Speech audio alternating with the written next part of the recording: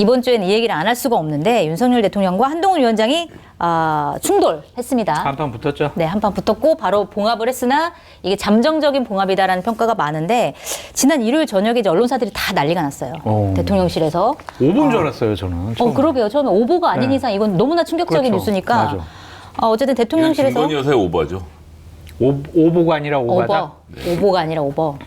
대통령실에서 한동훈 비대위원장에게 사퇴해라 요구를 했고 한동훈 비대위원장이 바로 거절했고 그러면서 다음 날 대통령은 민생토론에도 안 나오면서 뭔가 이 갈등 어떻게 되는 거지? 라고 증폭되는 갈등을 보이다가 다음 날 서천 화재 현장에서 두 분이 만나가지고 극적으로 화해를 하는 모습을 보였는데 일단 뭐 사실 근본적인 문제가 해결이 안 됐기 때문에 이 봉합은 제대로 된 봉합은 아니다라는 게 대체적인 평가인 것 같은데 일단 두 분이 보시기에 서해 현장에서 한동훈 위원장이 90도 폴더 인사를 하고 대통령이 어깨를 툭툭 이제 치면서 약간의 친근감을 표현한 요 장면 어떻게 보셨어요? 왔나 이거였어요, 보니까. 네. 그러니까 옛날처럼 내 부하라고 생각하신 것이 아닌가. 네. 아무리 예전에 부하였지만 집권 여당의 비대위원장입니다. 네. 그리고 많은 의원들이 있었고 취재진들이 있었어요. 공개된 장소죠. 그럼 어느 정도 대통령께서 예우를 해줬으면 좋았을 것 같다. 네. 어우, 한동훈 비대위원장님 이렇게 눈도 오는데 오시느라 고생 많았다. 우리 상인분들 만나서 위로도 많이 해드리고 보다 더 현실적인 수습 방안 좀 같이 마련해 봅시다. 이게 하면 좋았을 텐데 네. 어이 왔어? 부하 마치 지금도 부하인 것처럼. 네. 그리고 뭐 사무총장 여기 뭐 원래 지역구에 때문에 지역구라며 뭐 이런 식의 얘기도 너무 쉽게 하셔가지고 네. 좀 다른 사람들에 대한 존중, 예의 이런 것들이 좀 없지 않았나. 전 그 생각부터 들었고요. 네. 한동훈 비대위원장의 90도 폴더 인사는 최근에 요즘에 계속 그런 인사를 많이 해요. 한동훈 그래요? 비대위원장이. 그래서 윤석열 대통령이라고 해서 특별한 예의를 갖췄다고 보기는 어렵고 근데 눈을 보지 않더라고요, 서로 좀. 서로 눈은 좀 피해요. 시선은 피하고. 그러니까 왔어 하면서 악수하면서도 이렇게 대통령 좀 딴 데 보시고 눈빛에서 다 나타나는 거거든. 그래요. 말은 속일 수 있어도 네. 눈빛 표정은 못 속여. 네. 나 기분 나쁘다. 어떻게 할래? 저기 나중에 기차 타고 가면서 너 두고 보자. 이러지 않았을까라는 생각이 들어요. 그렇구나. 김 작가님은 그 장면 어떻게 보셨어요? 뭐 분석을 하려면 이제 여러 가지가 가능하겠지만 기본적인 틀은 한동훈 비대위원장의 격식 차리기였다고 보고요. 네. 네, 진심으로 꿇을 거였으면 그런 방식으로 거기서 꿇지는 않았겠죠. 오히려 그냥 보여주는 성격이 강했다라고 보고 대통령에 대한 평가는 뭐 지금 장성철 소장님 말씀하신 부분하고 거의 일치합니다. 네. 그러니까 여전히 사병 다루듯 사조직 다루듯 하면서 자신의 직위가 대통령이고 앞에 앉아 있는 사람이 앞에 서 있는 사람이 여당 대표라는 생각이 없는 거고 한동훈 장관이 도착 시간 이렇게 되면서 원래 대통령이 3시 도착이었던 걸 1시로 당긴 거잖아요. 네, 만나려고. 예, 그러면 부처 간의 실무 조율이나 여러 가지 작업들이 필요했을 텐데 현장에서 대통령 발언이 그래서 부실했어요. 네. 뭐 재난 지역 선포를 뭐 검토해 보겠다라고 하는데 뭘 좀 잘 알고 하는 말 같지 않게 보였던 것을 고려하면 네. 아마 3시에 도착하는 걸 고려해서 부처 간의 협의들이 이루어지고 있었을 텐데 이걸 땡겨지면서 즉 한동훈 장관과의 그림을 만들기 위해서 그 서천화재는 하나의 세트로 이용됐다라는 의심을 지우기 어렵고 네. 다른 것보다도 대통령실 사진첩 우리 주로 김건희 여사님께서 인스타그램으로 사용하신 그 사진첩에 가면 31장인가 39장의 사진이 있는데 네. 전체 사진의 절반 넘게가 한동훈 비대위원장의 투샷 그것도 별 쓸데없는 사진들이 겹쳐 나오는 네. 것이 연출됐다는 건 대통령실이 현장의 서민들의 고통보다는 그냥 투샷에 집중했다. 그러니까 화재 현장에 대한 모습이나 서민들의 분노나 이런 표정들은 대통령실 사진첩. 네. 예, 제가 인스타그램이라고 하는 건 이제 비꼬아서 하는 얘기고요. 예. 보이지 않아서 야, 이 사람들에게 국민은 어떤 뜻일까 그런 생각을 했습니다. 네, 실제로 화재 현장을 마치 화해쇼를 연출하는 그 현장으로 바꿔버렸다. 그래서 국민들한테 예의가 아니다. 특히 거기 피해를 당한 사람들은 또 2층에서 기다리고 있던 사람들도 대통령 못 만났다고 굉장히 좀 화가 많이 나셨고 이런 여러 가지를 봤을 때 과연 그 현장에서 그 모습을 연출하는 게 적절했냐라고 하는 논란이 실제로 있었거든요. 어떻게 보셨어요? 그렇게 보여요. 그러한 생각 때문에 일부러 시간 바꿔서 가지 않았느냐는 좀 생각도 들고 네. 일부러. 네. 근데 좀 안타까워요. 되게 좌절해 계시는 국민들이었잖아요. 그 대통령과 집권여당 비대위원, 그다음에 집권여당의 사무총장까지 오면은 네. 뭔가 깊은 위로를 받고 따스한 말씀 좀 듣고 네. 여러 가지 해결책을 그 자리에서 주실 거라고 생각을 했지만 2층에 계신 분들은 또 만나지도 못했다라는 네. 거 아니에요? 네. 그리고 만나서도 잠깐 있으셨고 한 25분 정도 있으셨다고 네, 그 그러더라고요. 정도라고 얘기를 하더라고요. 그 직접적으로 상인분들을 적극적으로 만나는 것 모습도 보이지 않았고 결국에는 언론 보도된 것은 한 9대1 정도로 상인분들 만난 거 잠깐 한동훈 비대위원장과의 투샷이 거의 언론 보도의 90%였던 것 같아요. 네. 그러면은 서천 화재 현장을 간 것에 대한 근본 목적이 한동훈 비대위원장 만나러 갔나? 그런 생각을 할 수밖에 피해자 없죠. 위로가 아니라. 네. 네, 사실은. 그래서 한동훈 비대위원장은 따로 불러서 만나셨을 수도 있잖아요. 근데 꼭 그렇게 했었으면 그렇게 하는 게 맞았나? 그런 생각이 좀 들더라고요. 네. 그러니까 이제 재난 현장을 가는 이유는 두 가지이죠. 첫 번째는 정부가 파악하고 있는 바와 대통령으로서의 재난 현장을 어떻게 해주겠다는 의지의 표현이지 않습니까? 뭐 총리가 가든 대통령이 가든 같은 건데요. 그게 하나가 있고 다른 한축으로는 현장에서 그 서민들의 절절한 고통을 실제로 그냥 그러니까 듣는 것 자체가 치유의 성격을 갖고 있기 때문에 듣는 게 있고 네. 실제로 현장에서 들어오면 현장에 꼭 지금 필요한 것들이 눈에 띄거든요. 근데 네. 이게 부처 간에 조율을 하려면 시간이 걸리기 때문에 이 부처를 뛰어넘을 수 있는 사람인 총리나 대통령 혹은 뭐 예를 들면 비서실장 이런 분이 현장에서 관계부처들 한 자리에 불러놓고 자 이거 칸막이를 걷고 이렇게 도와주세요 서로 라고 한 번에 조율을 해주는 기능을 가지는 거거든요. 네. 근데 대통령은 일단 2시간 댕겨가면서 정부 부처 간에 협의할 시간을 충분하게 보장하지 않았고 현장 가서 그냥 뭐 재난지역 선포가 가능한지 알아보겠다.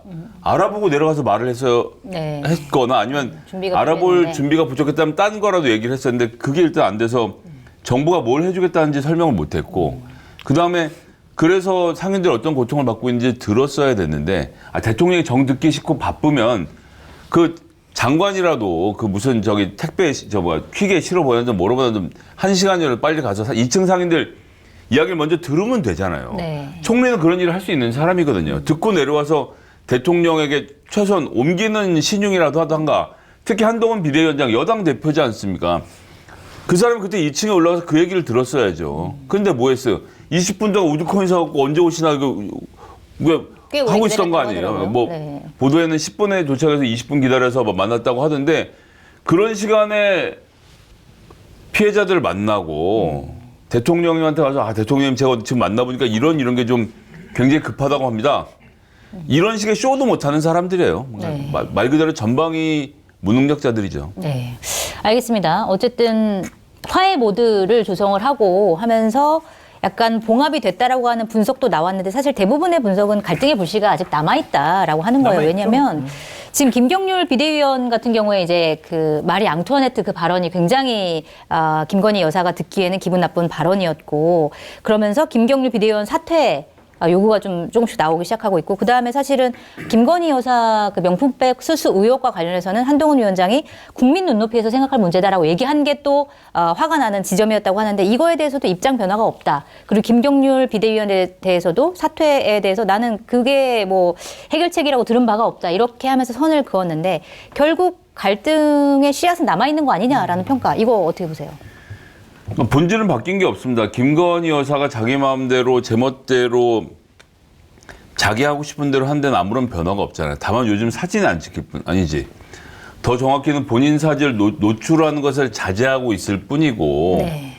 본질적으로 변한 건 없습니다. 도대체 김건희라는 사람의 안위가 얼마나 중요하길래 정부 여당의 비대위원장까지 갈아치워가면서 할 일입니까? 조금 전에 대통령실에서 사퇴 요구를 했다고 하는데 아니죠. 대통령이 한 겁니다. 네. 대통령의 비서실장이 여당의 대표를 만나서 당신 그만둬라고 말하는 건 대통령의 의중을 전달하는 거지 비서실장 머리로 생각해서 얘기하는 것도 아니고 밑에 보좌관들하고 회의를 해보니까 너 나가라 이것도 아니잖아요. 네네. 그러니까 대통령이 나가라고 했는데 그 이유를 우리가 아는 것은 김경률이가 마리 앙뚜아네트를 언급을 해? 이게 지금 화가 난 거잖아요, 사실. 네. 그렇다라고 놓고 보면 김건희 여사가 그 얘기를 듣고 뭐라고 했습니까?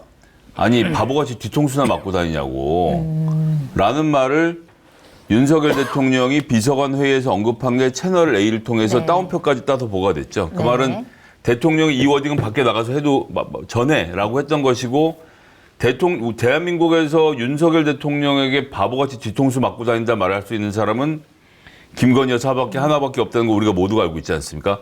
김건희 여사가 본인 사진 나갈 수가 없으니까 대통령 통해서 자기 워딩을 내보낸 거예요. 저는 몰라요.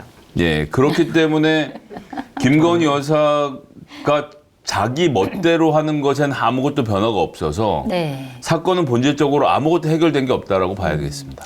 알겠습니다. 장 소장님. 네? 아무것도 아는 게 없다고 하시지만 몰라요. 일단 좀 궁금한 게 네. 근데 21일에 그러니까 이관섭 실장이랑 그다음에 윤재욱 원내대표 그다음에 한동훈 위원장이 만난 자리에서 사퇴 요구를 했다 네. 이건데 그 자리에서 비서실장이 사퇴 요구를 실제로 한 게 맞을까요? 어떻게 보세요?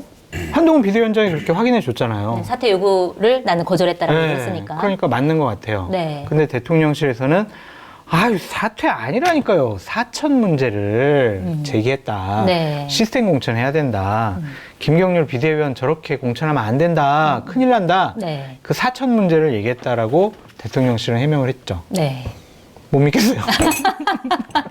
네. 어쨌든 한동훈 위원장이 확인을 시켜줬으니까 사퇴 요구를 했다라는 거를. 그렇죠. 근데 아무리 생각해도 집권 여당의 비대위원장이 대통령 부하 아니잖아요. 네. 임명직 공무원도 아니잖아요. 그러니까 너 그만둬라고 요구할 수 있는 게 맞나 그런 생각이 좀 들어가지고 네. 상당히 부적절하고 잘못된 행동을 네. 대통령실에서 한 것이 아니냐라는 좀 생각이 들고 네. 참모 기능의 마비를 우리가 지적하지 않을 수가 없어요.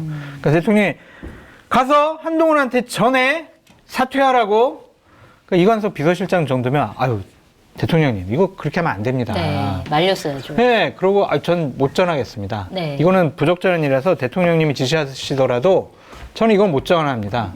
이거는 다시 한번 생각해 보시고 지금 감정 가라앉히시고요. 정말 그렇게 지시하실 거면 하룻밤 주무시고 다음날 다시 한번 저에게 말씀하십시오. 네. 이렇게 좀 냉정하게 네, 다독거려 했어야 되는데 네. 그런 거 없이 알겠습니다. 제가 가서 당장 사퇴하라고 얘기를 전하고 오겠습니다. 혼자 가면 좀 무서우니까 윤재욱 원내대표 같이 갑시다. 그런 거 아니에요 지금. 아, 네. 이게 맞냐고.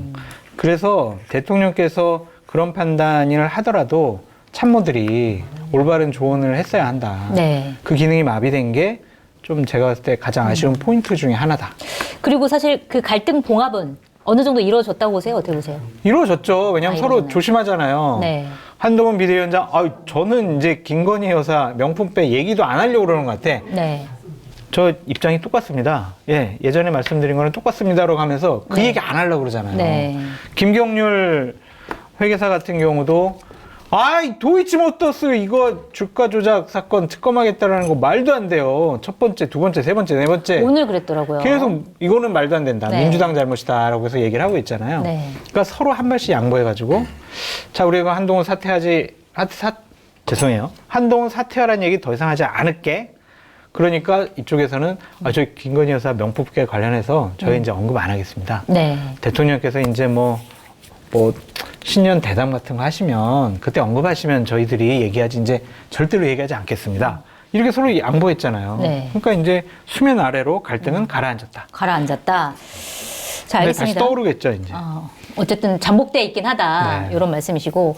그래서 막 굉장히 많은 이제 방송과 언론에서 일단은 미래 권력과 현재 권력의 싸움인데 이게 본격적으로 시작된 거고 1차전이 그렇죠. 이제 마무리된 건데 그 1차전에서 누가 이겼냐 이거에 대해서 되게 많이 분석을 하던데 누가 이겼나요? 한동훈 비대위원장의 판정 승이죠. 네. 그리고 한동훈 비대위원장은 홀로서기에 성공했다라고 볼 수밖에 없고 네. 한동훈 비대위원장 우리가 처음에 제일 많이 공격했던 포인트가 에이 윤석열 아바타야. 아이고 뭐 자율적인 독자적인 당대표로서의 권한 행사일 수 있겠어?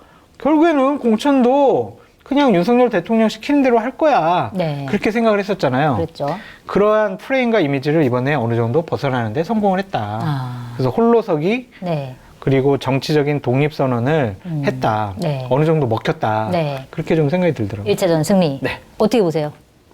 뭐 의미 없다고 생각합니다. 1차전 승리는 김건희. 아, 김건희 여사. 네, 김건희 여사에 대해서는 아무도 그러면 저렇게 김건희 여사를 헐뜯고 막 비난하고 비판하고 그냥 못 잡아먹어서 안달이고 그만 좀 괴롭히십시오. 김건희 여사. 지금 나오지도 않고 지금 내조에 열중하고 있는 분을 왜 이렇게 비판합니까? 잘못하니까요. 결국 김건희 여사가 V0였다라는 게 여기 이제 만천하에 드러나게 된 계기다. 모든 국민들이 이번 일을 통해서 김건희 여사가 국정 운영의 중심이고 여당 대표까지도 갈아치우는 것은 김건희 여사와 관련된 문제에서만 국한돼서 일어난다는 것을 알게 됐지 않습니까? 대통령도 본인의 의사가 어떤지는 모르겠지만 네. 김건희 여사의 심기만 살피는 사람이라는 것 자체가 공개됐고요. 그것이 그래서 뭐 김건희 여사가 승자인 거죠. 나머지들은 다 뭐 이럴 수도 있고 저럴 수도 있고 뭐 그렇죠. 뭐 놓고 보면 김경률은 지켜줘 뭐 자존심 싸움하면서 그 와중에 대신 김건희 여사는 안 건드릴게 뭐 이런 정도 얘기를 하고 있는 건데 다 구질구질하지 않습니까? 그냥 네. 본질은 자, 오늘 준비된 음식 너무 맛있어요. 오, 지금 다들 드시느라고 정신이 없는데 정신없어. 근데 저는 이 가리비장이 맛있는 것 같아요. 지난번에 이제 골뱅이장이라 이런 거 먹었잖아요. 맛있어요. 통영해인 여기가 염도 조절을 잘해요. 그러네. 그러니까 크게 짜지 않게 해서 맞아. 짜지 않은 게 미덕입니다. 굴비는 정말 맛있습니다. 굴비는 제가 다 먹었어요. 그냥 머리만 남겨놓고. 저도 굴비 다 먹었어요. 굴비는 정말 사드실 만한 것 같아요. 장어구이 기가 막힙니다. 그리고 이게 전자레인지에 돌리기만 하면 되는 거잖아요. 아, 요리도 간편하고. 그렇구나. 아, 그 점이 진짜 이게 핵심 구운 게 장점. 아니지, 지금? 네, 핵심 아, 장점이. 그건 놀랍네. 근데 워낙 굴비가 인상적으로 맛있어가지고 네. 같이 먹으니까 장어가 조금 덜 맛있게 느껴지는데 그래놓고 장어 다 굴비랑- 드셨잖아요.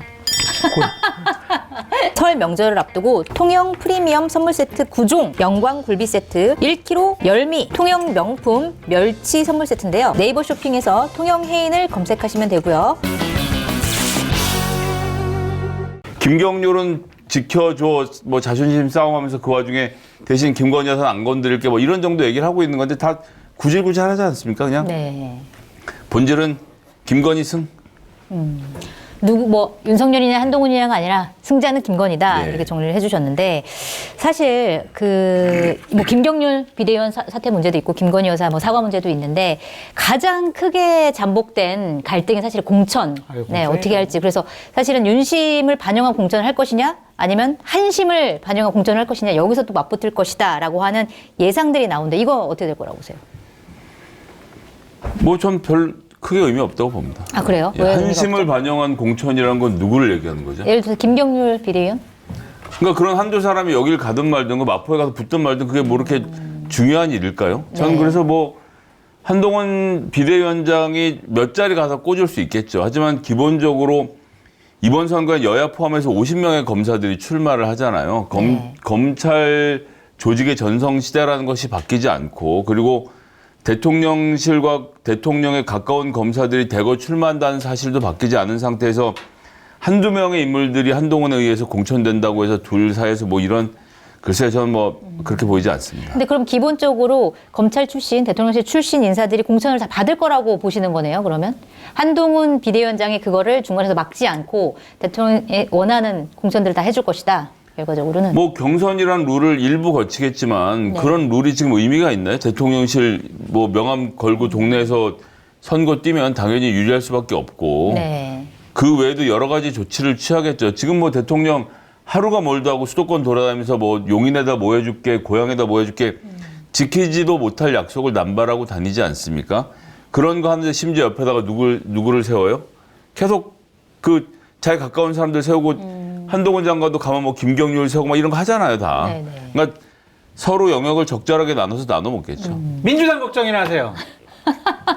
지금 보면은 갈등보다는 서로 조정해서 공천을 할 것이다, 뭐 이렇게 말씀하셨는데 어떻게 보세요? 주도권 싸움이 상당할 것 같아요. 아, 그래요? 왜냐하면 한동훈 비대위원장도 꿈이 있는 사람이거든요. 네. 2027년 대권 도전하고 싶어 할 겁니다. 네. 그러면 그 주춧돌과 기반을 마련해야 되는데 이번에 자기를 따르는 사람, 한동훈 비대위원장에게 충성을 맹세하는 사람들을 네. 많이 공천하고 싶어 할 거예요. 근데 그건 부딪혀요.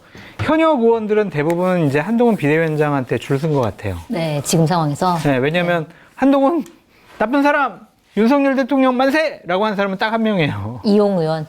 아니 이용도 이제 주의하고 네. 김영선 김영선 의원이 네. 유일하게 정말 와 진짜 한동훈 나빠요, 한동훈 사과해라 막 김경률 잘라라 막 이런 식의 네. 얘기를 했었는데 네. 다른 의원들은 조용하잖아요. 네. 김기현 당대표 쫓아낼 때랑은 좀 다르단 굉장히 말이에요. 다르죠. 네.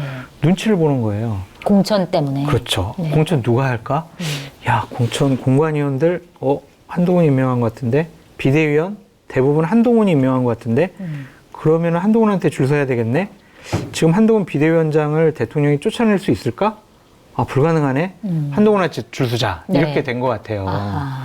그래서 대통령 내가 윤석열이다라고 하면서 지역에서 네. 출마하고 예비후보 등록을 해놓은 많은 대통령실 내 참모와 장차관들이 지금 지역에서 상당히 고전할 가능성도 높아 보이고 그렇군요. 또한 공천 룰을 얼마 전에 발표를 했지만 네. 인지도가 낮은 도전자들이 4년, 8년, 12년을 관리해온 현역 의원을 여론조사에서 이기기는 불가능해요. 네. 그렇기 때문에 제가 봤을 때는 한동훈 비대위원장이 3주 동안 지역을 다녀보니까 이거 현역 의원들 이거 경선해가지고 공천 안 주면은 정말 당 개판되겠네, 난리 나겠네, 네. 이런 생각을 한 것 같아요.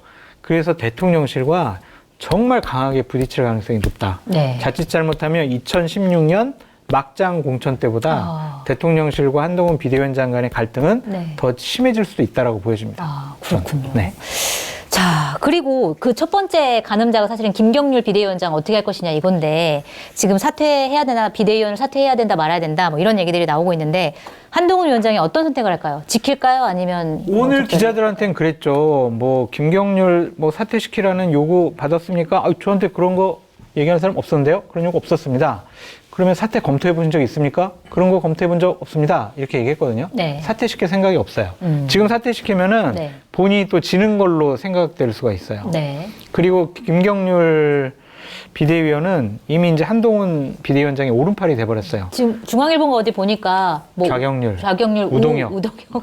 네. 그래서 이미 그냥 한동훈 사람이라는 이미지가 되어버렸어요. 네. 그러니까 김경률은 내가 한동훈이다 이렇게 얘기할 정도로 신임을 많이 받고 있거든요. 네. 그리고 참여연대 그리고 진보 쪽에서 활동하던 분을 이번에 비대위원으로 영입했으면 네. 이번 비대위원회에 그 상징적인 분이에요. 그런 분을 사퇴시킨다라는 거는 한동훈 비대위원장으로서는 자존심도 상하고 자기의 상징성을 잃어버리는 계기가 될 거기 때문에 안 할 건데 안 할 건데. 대통령실에서 강하게 요구를 해요. 네. 처음에는 김건희 여사 마리아 앙뚜아네트라고 야 동훈아 저기 김경률 잘라. 싫은데요?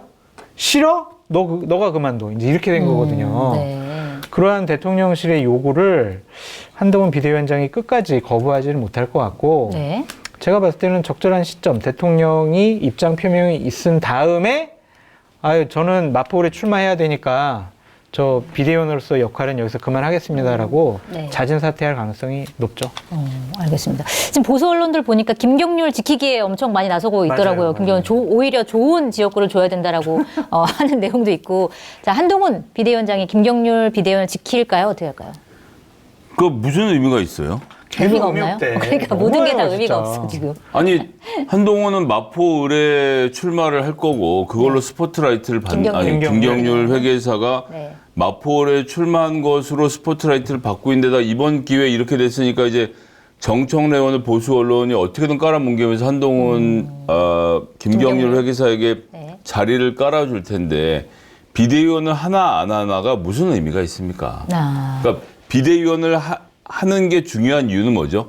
회의에 들어가서 회의를 하는 게 아니라 네. 비대위원으로 하는 발언이 중요하게 다뤄지기 때문입니다. 근데 지금 예비후보 등록 기간이잖아요. 그러면 마포을에 가서 예비후보 등록하고 나서도 김경률 후보가 하는 한마디 한마디는 언론에 똑같은 비중으로 특히 보수 언론에서 보도가 될 것이거든요. 정청래 의원과 비교를 해서. 네. 그럼 비대위원 자리에 있느냐 없느냐는 아무런 의미가 없기 때문에 네. 그렇게 논의를 몰아가는 자체가 마치 이걸 양보하면 한이 지고 누가 이기는 것처럼 하는 것 자체가 그냥 지들끼리 하는 개혁 쇼라고 저는 봅니다. 그래요? 근데 일각에서는 실제로 그 김경률 비대위원이 사퇴를 할 경우에는 김경률에게 공천을 안 주면 그게 징벌이지. 그것까지는 가야죠. 공천 문제다 중요한 건. 마포울에다 저렇게 놓고 스포트라이트를 저렇게 받게 해주는데 비대위원인지 여부가 뭐가 중요해요. 네. 두 분 다 사실은 결론은 같네요. 사실 비대위원 사퇴 가능성이 크다. 게다가 네. 그렇게 난리가 나니까 그 다음날 바로 공관위 소집했고 룰 딱 만들잖아요. 네. 지역위원회 그래서. 3번 이상 하면 내보내는 건데 이건 되게 또 웃기는 게 뭐 소장님 잘 알지만 원래 3번 하면 다 쫓겨나요. 3번 세 번 하면 한 번 지고 2번 지고 3번째 출마하는 거면 3번 졌으면 8년 동안 3번을 지는 거거든요. 그리고 12년째 또 나가는 거잖아요. 네. 10년 전부터 그럼 다른 말로 하면 누군가를 3선을 만들어 놓아서 그 지역을 완전히 망쳐놓은 사람인데 그 사람에게 4번째 도전 기회를 주는 것은 어느 정당에도 없는 일입니다. 네. 그런데 그러니까 이건 사전에 조금만 조율하면 그냥 내보낼 수 있었던 건데 한동훈 비대위원장이 정치적으로 감각도 없고 경험도 없고 하니까 그냥 무조건 냅다 질러 자기 잘 아는 서울대법대 검사랑 서울대 서울대 모르겠다 회계사랑 해서 이렇게 막 하다가 언론 시끄럽게 하니까 야 그 룰은 뭔데? 아 공관위에서 정하면 돼? 공관위 그렇게 정합시다 해서 정해서 짠 하고 공개한 거잖아요. 그러니까 네. 기본적으로 무슨 회의를 하거나 룰이 정해지거나 이런 시스템이 아니에요 지금. 그러니까 한동훈 비대위원장의 미숙함을 메꾸기 위해서 공관위가 서포트를 해주는 상황인 거죠. 그럼 결국 그 마포 의뢰는 김경률 비대위원이 공천을 받을 가능성이 크다고 보시는 거예요? 받았죠. 이미 받은 거예요? 손을 드는 순간 받은 거예요. 한동훈 비대위원장이 비대위원장에서 쫓겨나는 일이 생기기 전까지는 네. 그냥 공천 받은 겁니다. 알겠습니다. 그리고 거긴 뭐 사실 정청래 의원이랑 붙는 자리를 네. 누가 그렇게 해서 가려고 합니까? 국민의힘에서는 제가 알기로는 험지죠. 저기 누구죠? 그 강남 의뢰 윤희숙. 강남 갑에 그럼 그 태영호. 예, 태영호 의원이 네. 정청래 의원한테 도전하겠다는 얘기를 하지 않았었나요? 아, 언제? 그랬었었나요? 뭐 하여튼 뭐 다 의미 없는 얘기예요. 그냥 자기들끼리 그냥 막 아무렇게나 마음대로 하는 겁니다. 시스템, 그러니까 예측이라는 게 불가능하니까 박진감은 넘치네요. 알겠습니다. 국민의힘 공관위에서 인천 계양을 그다음에 이제 논란이 되고 있던 마포 서울 마포을 이 두 지역, 그러니까 원희룡의 손을 들어주고 김경률의 손을 들어준 두 지역을 이제 전략 공천을 할 수 있는 지역으로 딱 찍었는데 이거 어떻게 보세요? 국민의힘에 공식적으로 전략공천이라는 단어는 없고요. 네. 단수공천하고 단수 우선공천. 우선공천. 네, 이런 것이 있는데 네. 그러니까 억장이 무너지겠죠. 그 당협위원장 분들은. 네. 정말 문재인 정권 5년 동안 열심히 지역 닦아가지고 정권 교체돼서 와 집권 여당에 이제 당협위원장 되고 이제 내가 집권 여당 후보로서 출마하면은 네. 그래도 좀 많은 곳에서의 도움을 받겠다라고 생각했을 텐데 지금 느닷없이 그 자리를 뺏기게 생겼으니 정말 우라통이 터질 거예요. 네. 그래서 반발이 적지 않을 것 같아요. 그래서 그분들 반발을 무마시키려면은 네. 상당히 큰 반대급부를 줘야 되지 않을까. 그것을 위해서도 그분들은 더 큰 반발을 할 것으로 보여지고 그분들을 지지했던 분들이 심정적으로 원희룡 후보자나 김경률 후보자를 그냥 흔쾌하게 돕지도 않을 것 같기도 하고 네. 어차피 뭐 여기 되겠어 어렵잖아 뭐 아유, 우리 사람 쫓아냈는데 뭐 우리가 그렇게 도와줄 필요 있나? 우리 의리라도 지켜야 되는 거 아니야? 그런 생각도 가질 수 있을 것 같아요. 네. 제가 한동훈 비대위원장의 정치력에 약간 아쉬운 걸 말씀을 드리면 그냥 김성동 예를 들면 마포울의 당협위원장한테 사전에 좀 연락해서 조율 작업을 거치는 거죠. 네. 아이 저희 좁은 데로 좀 보내드릴 테니까 여기 김경률 회계사 보냅시다. 그러면은 저희가 서울시당 신년회 때 이거 짠 발표하면은 김성동 우리 당협위원장님께서 앞에 나오셔가지고 손 흔들고 제 선거보다 훨씬 더 열심히 다 뛰겠습니다. 네. 이렇게 얘기를 해주면 고맙고 감사하겠습니다. 그 그림을 만들었어야 되는데 미리. 못 만들었잖아요. 네. 그게 너무 안타까운 거예요. 알겠습니다. 자, 그리고 사실 이번 사태의 가장 핵심이 김건희 리스크잖아요. 김건희 여사의 명품백 수수 의혹인데 이것에서 김건희라는 단어를 얘기 안 하고 방송하면 안 돼요? 네, 안 됩니다. 그냥 배우자 리스크 뭐 어때요? 안 됩니다. 대통령 도이치 리스크. 왜 김건희를 김건희라고 얘기를 못 하는 겁니까? 도이치 리스크 어때? 도이치 리스크. 안 됩니다. 독일에서 항의합니다. 아니 디올이 집권여당 도이치 브랜드가 아니군요. 집권여당 디올 뮤지엄이 프랑스에 있다는 거 혹시 아세요? 알고 계셨어요? 자 여러분. 집권여당 네. 비대위원장도 이거 그 중요한 얘기를 얘기인데 하려고. 디올 뮤지엄, 몰라요. 디올 박물관. 네, 크리스찬 디올의 그 디올 브랜드의 박물관이 프랑스에 있습니다. 알겠습니다. 예, 꼭 알아두세요. 여러분들- 마리 앙토네트. 아니 거기다 연결시키지 마세요. 그 오해 살라. 절대 그런 거 아니고요. 알겠습니다. 여기를 여기 좋대요. 네. 알겠습니다. 한번 뭐 방문해 보라는 되게 중요한 얘기 한 겁니다. 나중에 이거 잘 기록해 주세요. 언젠가 사실이 드러나겠지. KH라고 하는 것도 괜찮겠다. KH? 네. 아, 제가 KH인데. 아, 그래요? 경화, 건희. 그러네요. 자, 그래서 우리 KH께서는 자, 그러면 사과를 할까요? 그러니까 원래 안 하신다잖아요. 뉴스를 보면은 사과하면 오히려 손해야 이렇게 했다는 얘기도 있고 사과하는 거에 대해서 당의 의견을 따르겠다라고 미리 얘기를 했었다라고 하는 보도도 있고 되게 헷갈리는데. 아니 그 보도에 나오잖아요. 당이 사과하라면 내가 사과를 하겠다. 네. 하지만 사과했을 경우에 이런 네. 역풍인데 어떻게 했으면 좋겠냐라고 네. 지인들한테 메시지를 보냈는데 그 다음날 떡하니 조선일보 이만하게 났잖아요. 사과할 경우에 역풍이 불 것을 걱정하는 여당 해갖고 네. 그걸 또 메시지를 또 누가 읽고 여당에서 주절주절 떠들고 그걸 또 조선일보에 이렇게 크게 실어주고 정말 낯뜨거워서 네. 낯뜨겁지 않나요? 그런 대통령 배우자라는 아무런 권한이 없는 자가 이렇게 하고 다니는 것이 이렇게까지 막 언론까지 막 같이 부안회동해서 하는 게 너무 부끄러워요, 진짜. 결국 사과할 마음은 없을 것이다. 김건희 여사는. 뭘 잘못했는지 모르겠죠. 어떤 부분이 잘못이냐. 네. 이건 잘못이 이 사람들에게는요, 이 신성 가족이라고 불리우는 법조 가족들, 검찰 식구들은요, 내가 기소당해야 범죄인 거예요. 내가 기소당해야 잘못한 건데, 니들이 날 기소를 못 하잖아. 그러니까 난 잘못을 한 게 없어라는 사람과 다른 뇌구조를 갖고 있는 겁니다. 그러니까 평범한 사람과 다른 뇌구조를 갖고 있는 겁니다. 네. 사람이 아니라 평범한 사람. 평범한 사람과 다른 뇌구조를 갖고 있어서 네.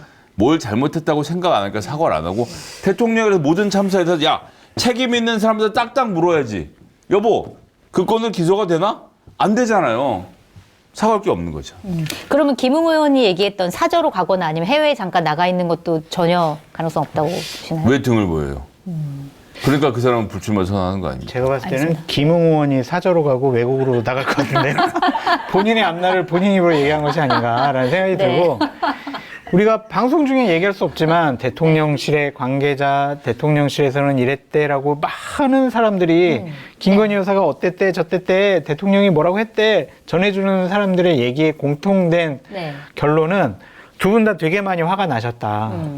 그냥 그래서 짜고 친 거는 아닌 것 같다. 네. 그런 생각이 들고 사과할 생각은 없으신 것 같다. 네.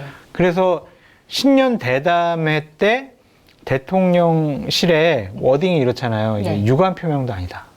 그냥 설명. 설명이다. 설명이다. 네. 그런 식의 표현을 쓰더라고요.